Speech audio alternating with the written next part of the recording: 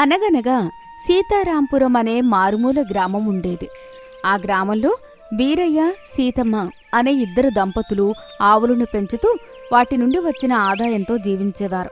వీరయ్యకు ఎక్కువ ఆవులు పెంచడమంటే చాలా ఇష్టం. అలాగే ఆ ఊర్లో ఎవ్వరూ ఆవును అమ్మివేసినా వీరయ్య కొనుక్కునేవాడు. అలాగే ఒకరోజు మంచి ఆవు ఒకటి కొనుక్కోవడానికి సంతకు బయలుదేరతాడు. దారి మధ్యలో సోమయ్య ఆవును పట్టుకుని వీరయ్యకి కనిపిస్తాడు. ఏంటి సోమయ్య, ఆవును పట్టుకుని ఎక్కడికి వెళ్తున్నావు? ఆవును అమ్మటానికి సంతకు పట్టుకొని వెళ్తున్నాను. దీనివల్ల వచ్చే ఆదాయం బాగా తగ్గిపోయింది. పాలు కూడా సరిగ్గా ఇవ్వడం లేదు. దీనికి మేత దండగా. నువ్వు మంచి పౌష్టికాహారాన్ని పచ్చగడ్డిని వేస్తే ఆవు ఎక్కువ పాలను ఇస్తుంది. నువ్వు ఇన్ని రోజులు ఆ గోమాత నుండి వచ్చిన ఆదాయంతో పిడికెడు మెతుకులు తింటున్నావు. దీనికి అమ్మకుండా నీ దగ్గర ఉంచి మంచి ఆహారాన్ని పెట్టు. అప్పుడు మంచి పాలను ఇస్తుంది. నువ్వు ఎన్ని మాటలు చెప్పినా వీరయ్య, నేను వినను. ఈ ఆవును ఖచ్చితంగా అమ్మేస్తాను. కనీసం ఈ ఆవును అమ్మడం వలన అయినా కొంత డబ్బు వస్తుంది. దీన్ని మేపడం వలన ఏమి ప్రయోజనం లేదు. ఆవు మాత్రం జాలితో సోమయ్య వైపు చూస్తుంది. ఆవు మన ఇంటి లక్ష్మీదేవి, మన దొడ్లో పుట్టినది. ఎప్పుడు ఎవరికీ అమ్మకూడదు. నీకు అభ్యంతరం ఏమీ లేకపోతే ఆవును నేను కొంత డబ్బు ఇచ్చి కొనుక్కుంటాను.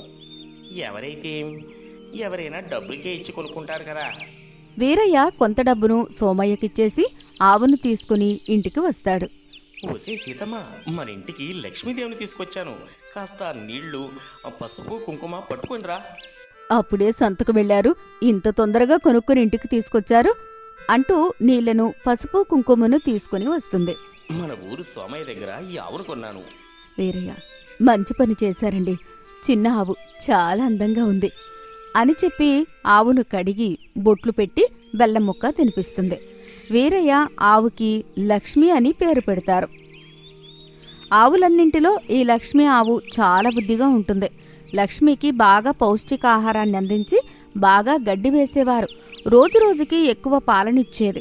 వీరయ్య లేని సమయంలో సీతమ్మ కూడా లక్ష్మికి పాలు తీసేది, కానీ ఏమీ అనకుండా చక్కగా పాలనిచ్చేది. అప్పట్నుంచి వీరయ్యకి, సీతమ్మకి లక్ష్మి మీద మరింత అభిమానం, ప్రేమ పెరుగుతుంది. ఒకరోజు వీరయ్య ఆవులన్నింటినీ తీసుకుని మేతకు వెళ్తాడు. వాటితో పాటు లక్ష్మిని కూడా తీసుకుని వెళ్తాడు. ఆవులన్నింటినీ అక్కడ ఒక ఖాళీ ప్రదేశంలో మేతకు వదిలి కట్టెల కోసం వెళ్తాడు. అక్కడ ఒక కుక్కల గుంపు వీరయ్యను చూసి వెంటపడతాయి. వీరయ్యకి ఏం చెయ్యాలో తెలియక పెద్ద పెద్దగా కేకలు పెడుతూ అరుస్తూ పరిగెత్తుతూ ఉంటాడు. అయినా కుక్కలు వీరయ్య వెనక పడుతూనే ఉంటున్నాయి. వీరయ్య తన మనసులో, ఈరోజు ఆఖరి క్షణం, నేను ఈ కుక్కల చేతిలో చనిపోయేలా ఉన్నాను, నన్ను కాపాడేందుకు ఎవరూ ఇక్కడ లేరు అని తన మనసులో అనుకుంటాడు. ఇంతలో వీరయ్య మాటలు విని లక్ష్మి పరిగెట్టి అక్కడికెళ్తుంది. వెంటనే ఆ కుక్కలన్నింటినీ తన కొమ్ములతో తరిమి కొడుతుంది. ఆ కుక్కలు అక్కడి నుంచి పారిపోతాయి. వీరయ్య లక్ష్మి చేసిన సాహసాన్ని చాలా సంతోషిస్తాడు. వీరయ్య లక్ష్మిని తన మనసుకు హత్తుకుని ఇలా అంటాడు. అమ్మ లక్ష్మి, ఈరోజు నా ప్రాణాలు నువ్వు కాపాడావు. నీ రుణం ఎప్పటికీ తీర్చుకోలేను. నోరు లేని మూగజీవైన పిడికడు గడ్డి వేసినందుకు నా మీద విశ్వాసం చూపించావు తల్లి. ఆవు వీరయ్య భుజంపైన తన తలతో పాముతుంది. ఆవు తన మనసులో ఇలా అనుకుంటుంది. అయ్యా, నా రైతు నన్ను అమ్మేయడానికి సిద్ధపడ్డాడు. నువ్వు అడ్డుకొని నన్ను మీ ఇంటికి తీసుకుని వెళ్ళి ఒక చిన్న పిల్లలా నన్ను చూసుకుంటున్నారు. మిమ్మల్ని ఎప్పుడు ఏ ఆపద రాకుండా నేను నిన్ను కాపాడుకుంటాను అని తన మనసులో అనుకుంటుంది. సాయంత్రం అవుతుంది. ఆవులను తీసుకుని వీరయ్య ఇంటికెళ్తాడు. వీరయ్య చాలా నీరసంగా సీతమ్మకు కనిపిస్తాడు. ఏంటయ్యా, ఏమైంది? ముఖమంతా నీరసంగా కనిపిస్తోంది. మన ఆవులేమైనా ప్రమాదానికి గురయ్యాయా? నేనా? పెద్ద ప్రమాదానికి గురయ్యాను. ఈరోజు మన లక్ష్మి నన్ను కాపాడకపోతే ఈ పాటికి శవమై ఇంటికి వచ్చేవాడిని. నేను కట్టెలు తేవడానికి వెళుతుండగా 10 కుక్కలు నా వెంటబడి వేటాడాయి. చూశారా అండి, మన లక్ష్మి ఎంత గొప్పదో. నోరులేని మూగజీవమైన విశ్వాసం చూపించి మిమ్మల్ని కాపాడింది అని ఆ లక్ష్మిని ఆ రోజు నుంచి ఇంకా బాగా చూసుకుంటారు. లక్ష్మిని మాత్రం అన్ని ఆవుల్లో ఉంచకుండా వీళ్ళ ఇంటి గడప దగ్గర కట్టేవాడు వీరయ్య. ఎక్కడికి వెళ్తే అక్కడికి తన చుట్టూ తిరుగుతూ ఉండేది. వీరయ్య ఆవుల పాలతో పాల వ్యాపారం మొదలు పెడతాడు. ఆ వ్యాపారాన్ని చూసుకోవడానికి ఆవులను చూసుకోవడం చాలా కష్టమవుతుంది. అందుకని ఒక పాలేరుని పెట్టాలని అనుకుంటాడు. ఇంతలో పక్క ఊరు రాజు అనే కుర్రాడు పని కోసం వెతుకుతుంటాడు. ఇంతలో వీరయ్య రాజుకి కనిపిస్తాడు. అయ్యా నమస్కారం అండి. నా పేరు రాజు. మీరు ఎవరో నాకు తెలియదు, కానీ నేను పని కోసం వచ్చాను. ఈ ఊర్లో ఎవరి దగ్గరైనా పని ఉంటే ఇప్పించండి అయ్యా. వీరయ్య రాజు ముఖం చూసి చాలా అమాయకంగా ఉన్నాడు. ఇతన్ని మన పనిలో పెట్టుకుంటే సక్రమంగా పని చేస్తాడు అని తన మనసులో అనుకుని ఇలా రాజుతో, అయ్యా రాజు, నువ్వు చాలా మంచివాడిలా కనిపిస్తున్నావు. నా దగ్గర పాలేరుగా పని చేయడానికి వస్తావా? నా దగ్గర 10 ఆవులు ఉన్నాయి. వాటికి నువ్వు సేవ చేయాలి. నువ్వు ఆ పనిని చేయగలవా? అయ్యా, కూడు కోసం కోటి విద్యలు అని పెద్దలు అంటుంటారు. అయ్యా, మాది చాలా పెద్ద కుటుంబం. ఈరోజు పని చేస్తేనే రేపటికి తిండి ఉంటుంది, లేకపోతే పస్తులు ఉండడమే. అందుకు నా కడుపు గడవటం కోసం నేను ఏ పనినైనా చేస్తాను. తప్పకుండా పాలేరు పని చేస్తాను అని అంటాడు. రాజుని తీసుకుని వీరయ్య ఇంటికి వెళ్తాడు. రాజును చూసి సీతమ్మ వీరయ్యను ఇలా అంటుంది, ఎవరండి ఈ కుర్రాడు? మరింటికెందుకు తీసుకొచ్చారు? ఈ కుర్రాడు రాజు మన ఇంటికి పాలేరు పని చేయడానికి వచ్చాడు. అయ్యా రాజు, పొద్దున్నుంచి ఏమీ తిననట్లుగా కనిపిస్తున్నావు. కొంచెం భోంచేసి ఈ రోజుకి మీ ఇంటికి వెళ్ళిపో. రేపటినుంచి పనికిరా రోజు. అమ్మా, పొద్దునుంచి ఏమీ తినలేదు. చాలా ఆకలితో ఉన్నాను. నన్ను అర్థం చేసుకుని భోజనం పెడుతున్నావు. అమ్మా, నీలాంటి తల్లి రుణం ఎట్లా తీర్చుకోగలను? మరుసటి రోజు ఉదయాన్నే పని కోసం రాజు వీరయ్య ఇంటికి వస్తాడు. అయ్యగారు, ఆవుల దొడ్డిలో ఏం పని చేయాలి? ఇప్పుడే వస్తున్నావా రాజు? దొడ్లలో పేడనంతా తీసి శుభ్రం చేసి ఆవులన్నిటికీ కుడితి పెట్టి పాలను తీసి రెడీగా ఉంచు. వాటిని నేను వచ్చి తీసుకుని బజారుకు వెళ్ళి అమ్మి వస్తాను. తర్వాత నువ్వు ఆవుల్ని మేతకు తీసుకుని వెళ్ళాలి. నువ్వు చేసే పని ఇవే అని చెప్పి వెళ్ళిపోతాడు. సరే అయ్యా. ఇలా కొన్ని రోజులు గడుస్తుంటాయి. వీరయ్య నాణ్యమైన పాలను అమ్మడం వలన పాల వ్యాపారం చాలా బాగా నడుస్తుంటుంది. మంచి డబ్బులను సంపాదించి పెద్ద వ్యాపారస్తుడవుతాడు. ప్రజలందరూ వీరయ్య దగ్గర పాలను కొనేవాళ్ళు. సోమయ్య దగ్గర కొన్నవాళ్లు కూడా వీరయ్య దగ్గరకు వచ్చి పాలను తీసుకుని వెళ్లేవాళ్లు. అది చూసిన సోమయ్య తన మనసులో, నా దగ్గర కొన్న ఆవు వల్లే ఈ అదృష్టమంతా వాడికి దక్కింది, వాడి పేరు ఎలాగైనా చెడగొట్టాలి అని ఆలోచిస్తూ ఆవుల్ని మేతకు తీసుకుని వెళ్తాడు. రాజు కూడా ఆవుల్ని తీసుకుని మేతకు వెళ్తాడు. రాజును చూసిన సోమయ్య ఇలా అంటాడు, ఒరే అబ్బాయి, ఇలారా. ఎవరు నువ్వు? ఇన్ని ఆవులు ఎవరివి కాస్తున్నావు? వీరయ్య గారి ఆవుల్ని మేపుతున్నాను. వాళ్ళ ఇంటి దగ్గర పాలేరు పని చేస్తున్నాను. వీరయ్య దగ్గర పాలేరు పని చేసింది నువ్వా? నిన్ను ఎన్నడూ చూడలేదే. నీ వల్ల ఇంత బాగా అభివృద్ధి చెందాడు వీరయ్య. ఎలాగైనా సరే నా వైపుకు లాక్కుని వీడిని వీరయ్య వ్యాపారంలో చిచ్చు పెట్టాలి అని అనుకుంటాడు. వీరయ్య ఇచ్చే జీతం కంటే నేను ఎక్కువ జీతం ఇస్తాను. నా దగ్గరకు పాలేరుగా పని చేయడానికి ఎవరు లేరు. నువ్వు వస్తావా? నేను ఎవరి దగ్గర పాలేరు పని చేయను. నన్ను కష్టాల్లో ఉన్నవాడిని ఆదుకొని నాకు పని ఇప్పించారు. ఎంత తక్కువ జీతంకైనా నేను వీరయ్య దగ్గరే పాలేరు పని చేస్తాను. నేను ఒకేసారి మీకు 1,00,000 రూపాయలు ఇస్తాను.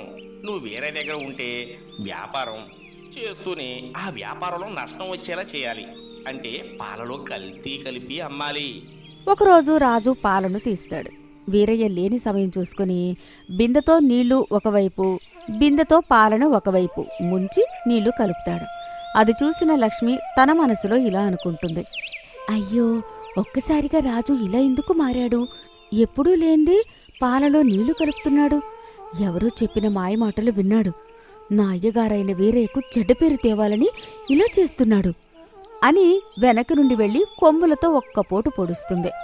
వెంటనే రాజు అమ్మో అని గట్టిగా పెద్దగా కేక పెట్టి అక్కడ పడిపోతాడు. అప్పుడే వీరయ్య ఇంటికొస్తాడు. ఆ కేకలు విని ఆవుల దగ్గరికి పరుగున వెళ్తాడు. రాజు అమ్మా నొప్పి, అమ్మా నొప్పి అని ఏడుస్తూ అక్కడ్నుంచి లేవలేకపోతాడు. వీరయ్య వెంటనే రాజుని తన చేతులతో పట్టుకుని కూర్చుండబెట్టి నీళ్లు తాపిస్తాడు. ఏమైంది రాజు? ఎందుకు అలా అంత గట్టిగా ఏడుస్తున్నావు? అయ్యా, నన్ను క్షమించండి. తిన్నవాడి ఇంట్లో కక్కడం అంటే ఇదేనేమో. నేను మీ ఊరు సోమయ్య మాయమాటలు విని పాలలో నీళ్లను కలపబోతున్నప్పుడు ఈ లక్ష్మి చూసి నన్ను వెనక నుంచి ఒక పోటు పొడిచింది.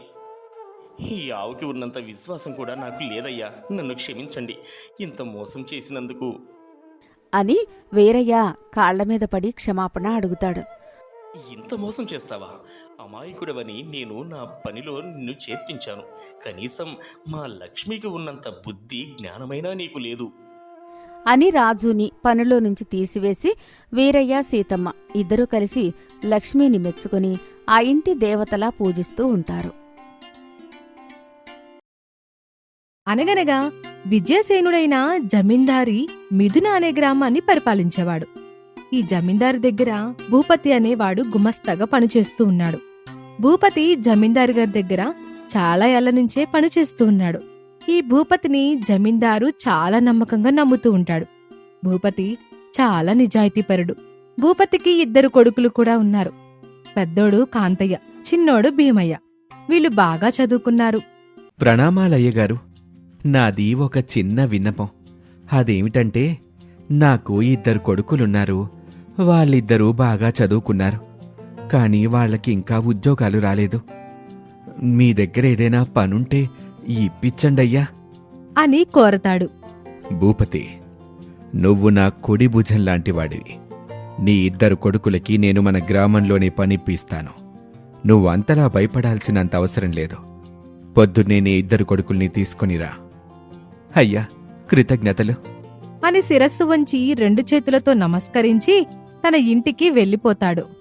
ఇంటికి వెళ్లిన భూపతి తన 2 కొడుకులను పిలిచి తన జమీందారి తన నగరంలో పని ఇప్పిస్తానని 2 కొడుకుల్ని నగరానికి తీసుకుని వస్తాడు. 2 కొడుకులు జమీందారు గారికి నమస్కారం చెప్తారు. ఆ నమస్కారం మీ ఇద్దరికి. ఈ నగరంలో సైనికుల్లా ఉండి కొన్ని సమస్యల్ని మీరే పరిష్కరించాలి. మీరు ఈ నగరంలో చేసే పని ఇదే. మీరీ పని చేయటానికి మీకు ఎటువంటి అభ్యంతరం లేదా? మీరే ఆలోచించుకొని చెప్పండి. కాంతయ్య భీమయ్య 2 కలిసి మాకు ఎటువంటి అభ్యంతరము లేదయ్యగారు, మేమీ పనిచేయడానికి సిద్ధమే అని అంటారు. మాకెటువంటి అభ్యంతరము లేదయ్యగారు, మేమీ పని చేయటానికి సిద్ధమే. నేను ఈ పని మీకు అప్పచెప్పటానికి గల కారణం మీ నాన్నగారు. ఎందుకంటే మీ నాన్నగారు గత కొన్ని సంవత్సరాల నుంచి నా దగ్గరే పనిచేస్తున్నారు. నిజాయితీగా పనిచేస్తున్నారు. కాబట్టి మీకు నేను ఈ ఉద్యోగాన్ని ఇస్తున్నాను. మీరు కూడా మీ నాన్నలాగే నిజాయితీగా నీతిగా ఉండండి. భూపతి 2 కొడుకుల దగ్గరికి వెళ్లి ఇలా అంటాడు. అయ్యా, నన్ను నమ్మి మీకీ రాజ్యంలో పనిప్పించారు. కాబట్టి మీరు నీతిగా నిజాయితీగా అబద్ధాలు చెప్పకుండా దొంగతనం చేయకుండా జాగ్రత్తగా పని చెయ్యండి. నా పేరుని నిలబెట్టండి. కాని దాన్ని చెడగొట్టేలా మాత్రం చేయకండి. కాంతయ్య భీమయ్య 2 కలిసి ఇలా మాట్లాడుకుంటారు. అన్నయ్య, మనల్ని నమ్మి మనకి ఈ నగరంలో పనిప్పించారు. కాబట్టి మనం అంతే నమ్మకంగా ఉండాలి. నాన్నగారి పేరు నిలబెట్టాలి. అవును తమ్ముడు, మనం అలానే చేద్దాం. రాజుగారు మనపైన పెట్టుకున్న నమ్మకాన్ని నిలబెట్టేలా చేద్దాం. కాని కాంతయ్యకి మాత్రం ఎలాగైనా ఎక్కువ డబ్బులు సంపాదించి మంచి ధనవంతుడవ్వాలని కోరిక మనసులో ఉంది. ఉదయాన్నే కాంతయ్య భీమయ్య 2 లేచి నగరాన్ని చేరుకుంటారు. నగరంలో ఉన్న డబ్బు బంగారాన్ని చూసి చాలా అసూయపడతారు. జమీందారు వీళ్ళిద్దరిని పిలిపించి ఇలా అంటాడు. మీ ఇద్దరినీ బాగా దృఢంగా నమ్మాను. మీరు చాలా నిజాయితీగా ఉంటారని నేను నమ్ముతున్నాను. కాబట్టి మీరు నన్ను మోసం చేయకండి. మీరీ నగరంలో ఉన్న డబ్బు బంగారం దగ్గర కాపలా ఉండండి. అలాగే మహాప్రభు, మీ నమ్మకాన్ని మేం నిలబెడతాం. ఆ డబ్బుని ఆ బంగారాన్ని మేం చాలా జాగ్రత్తగా ఉంచుతాం. ఎవరి చేతికి చేరనివ్వకుండా చూసుకుంటాం అని 2 అన్నదమ్ములు అంటారు. కాంతయ్య మాత్రం తన మనసులో అయ్యగారు బాగా మాకు నమ్మారు కాబట్టి నమ్మకంగా ఉండి కొంత డబ్బుని దొంగలించొచ్చు అని అనుకుంటాడు. ఇలా వీళ్ళిద్దరూ కలిసి ఆ నగరంలో బంగారానికి డబ్బుకి సైన్యంగా కాపలాగా ఉంటూ రాజ్యంలో కొన్ని సేవలను అందిస్తారు. వీళ్ళిద్దరూ బాగా నిజాయితీగా ఉండడం చూసి రాజుగారికి వీళ్ళిద్దరిపైన మంచి నమ్మకమే కలిగింది. ఒకరోజు జమీందారు వేరే పని మీద పక్క నగరానికి వెళ్లవలసిన సమయం వస్తుంది. అప్పుడు కాంతయ్య భీమయ్య వీళ్ళిద్దరిని పిలిపించి జమీందారు ఇలా అంటారు. నేను పక్క నగరానికి చిన్న పని మీద వెళ్తున్నాను. కాబట్టి మీ ఇద్దరూ ఈ నగరాన్ని నేనొచ్చే వరకు మీరే పరిపాలించాల్సి ఉంటుంది. ఎవరికి ఏ ఆపద ఏ అవసరం వచ్చినా నగరంలో కొంత డబ్బుని దాచిపెట్టాను, దాంట్లో నుంచి తీసి వాళ్ళకివ్వండి అని చెప్పి జమీందారు వేరే నగరానికి వెళ్లిపోతారు. ఇక కాంతయ్య భీమయ్య 2 కలిసి ఒకరి ముఖం ఒకరు చూసుకుని ఇలా మాట్లాడుకుంటూ ఉంటారు. అన్నయ్య, అయ్యగారు మనపై నమ్మకం పెట్టుకుని వేరే నగరానికి వెళ్లారు. కాబట్టి మనం ఆ నగరంలో ఎవ్వరికీ ఆపద వచ్చినా మనం వాళ్ళకి ధైర్యంగా పక్కనే నిలబడాలి. జమీందారు గారు చెప్పినట్టు కొంత డబ్బుని వాళ్ళకి అందించాలి. నగరంలో అయ్యగారు ఉండేలాగా మనం కూడా నీతిగా నిజాయితీగా పరిపాలించాలి. నువ్వు చెప్పింది సరైందే భీమయ్య. కానీ మనం జమీందార్లాగా నీతిగా నిజాయితీగా పరిపాలిస్తే మనకు మిగిలేదేముంటుంది?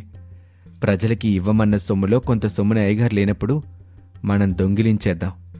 అన్నయ్య, అలాంటి దురాలోచన నీకెందుకొచ్చింది? దొంగతనం మాత్రం చెయ్యొద్దన్నయ్య.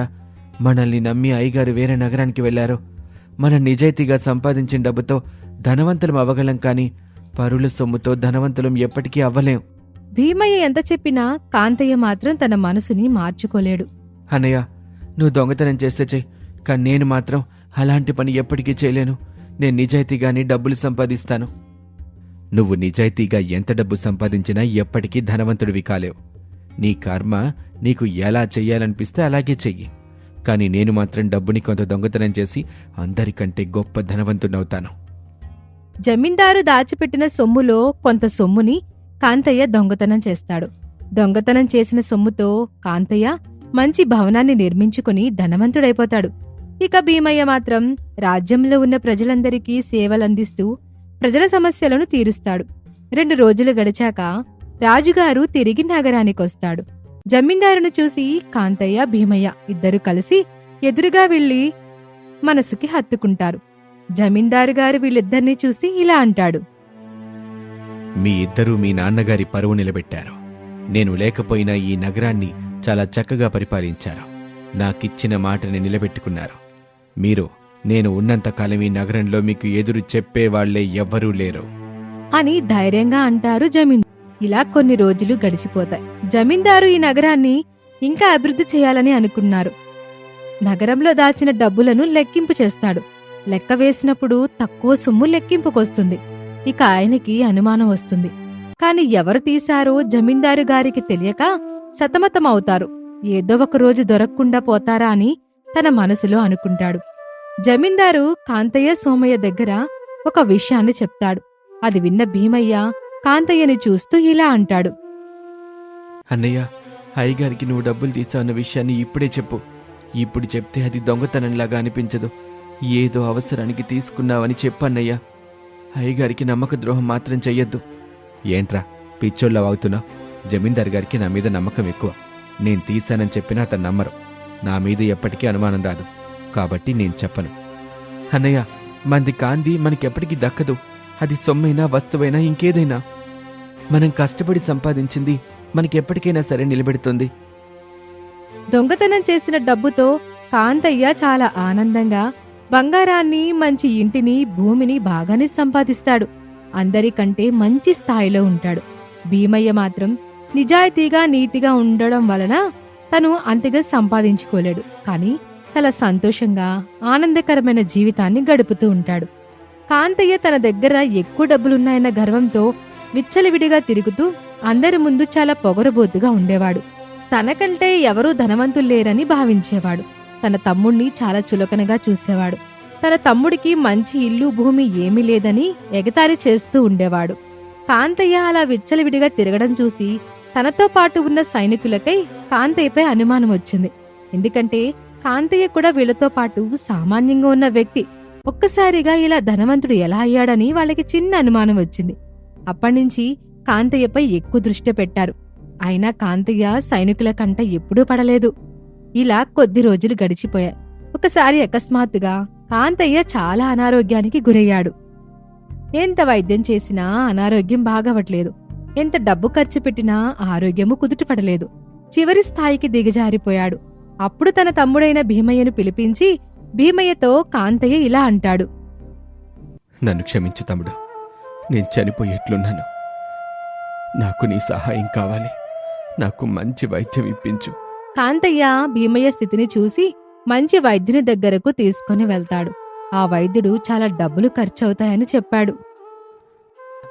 ఎంత డబ్బు ఖర్చైనా పర్వాలేదు, కానీ మా అన్నయ్యని బ్రతికించుకోవాలి. ఎలాగైనా మీరే బ్రతికేటట్లు చెయ్యాలి. చాలా డబ్బులు ఖర్చు పెడతారు. జమీందారు దగ్గర దొంగలించిన డబ్బు, అతని కష్టపడి సంపాదించిన ఆస్తులన్నీ అమ్మేసి వైద్యానికి ఖర్చు పెడతారు. అలా కొద్ది రోజులయ్యాక కాంతయ్య ఆరోగ్యం కుదుటపడుతుంది. భీమయ్య దగ్గరికి కాంతయ్య వచ్చి ఇలా అంటాడు. అన్నయ్య, ఇప్పటికైనా అర్థమైందా? నీ తప్పుని నువ్వు గ్రహించి అయ్యగారి దగ్గర నువ్వు చేసిన తప్పుని ఒప్పుకో అన్నయ్య. మనది కానిది మనకి ఎప్పటికీ దక్కదు. ఏదో విధంగా అది పరుల పాలవుతుంది. తమ్ముడు, నాకిప్పుడు జ్ఞానోదయం అయింది. నేను అత్యాశతో ఆశపడి డబ్బుని దొంగతనం చేశాను. నేను చేసిన పాపాన్ని నేనే అనుభవించాను. నేనిప్పుడు ఏం చెయ్యాలో చెప్పు తమ్ముడు. నువ్వు ఎప్పుడు చేసేదేమీ లేదన్నయ్య. దీనికి ఒకటే పరిష్కారం. అదేంటంటే నువ్వు చేసిన దొంగతనాన్ని అయ్యగారి దగ్గర నిర్మోహాటంగా ఒప్పుకోవాలి. అలాగే ఒప్పుకుంటాను తమ్ముడు. అయ్యా, ఈ నగరంలో నేను కొంత డబ్బుని దొంగతనం చేశాను. మీరు లెక్కింపు చేసేటప్పుడు లెక్కలో తప్పొచ్చింది. దానికి కారణం నేనే. నన్ను క్షమించండి. నేను కావాలని చేయలేదు. అత్యాశతో అందరికంటే ధనవంతుడు కావాలని అలాంటి తప్పుడు పనిచేశాను. నన్ను క్షమించండి. మీరు నన్ను ఎంతగా నమ్మారంటే చాలా నమ్మారు. కానీ నేను మిమ్మల్ని మోసం చేశాను అని క్షమాపణలు కోరతాడు. కాంతయ్య, నేను నిన్ను క్షమిస్తున్నాను. ఎందుకంటే నీ తప్పుని నువ్వు తెలుసుకుని నా దగ్గర నువ్వు నిజాన్ని ఒప్పుకున్నావు. కాబట్టి నువ్వు ఎంత డబ్బు దొంగతనం చేశావో అంత డబ్బు నాకు తిరిగి మళ్ళీ ఇచ్చేసేయ్. కాంతయ్య కొద్ది రోజుల తర్వాత తన నిజాయితీగా కష్టపడిన కొంత సొమ్మును, తన తమ్ముడైన భీమయ్య దగ్గర కొంత సొమ్మును తీసుకుని జమీందారుకి అప్పు కట్టేస్తాడు. అప్పటినుంచి నీతిగా నిజాయితీగా కష్టపడి ఎటువంటి దొంగతనం చేయకుండా నగరాన్ని బాగా పరిపాలిస్తారు. అప్పటినుంచి ఇద్దరన్నదమ్ములు కలిసిమెలిసి జమీందారు గారికి 2 కళ్ళలాగా ఉంటూ నగరాన్ని బాగా చూసుకునేవారు. ఈ విధంగా ఇద్దరన్నదమ్ములు చాలా ఆనందంగా జీవితాన్ని గడుపుతారు. ఇక ఈ కథలో నీతేమిటంటే, పరుల సొమ్ము పాము వంటిది, దురాశ దుఃఖానికి చేటు అని అంటారు. మనది కానిది ఎక్కువగా ఆశపడితే అది మనకి ఎప్పటికీ దక్కదు. ఇది ఇవాల్టి కథ. మరొక ఆసక్తికర కథతో మళ్ళీ కలుద్దాం.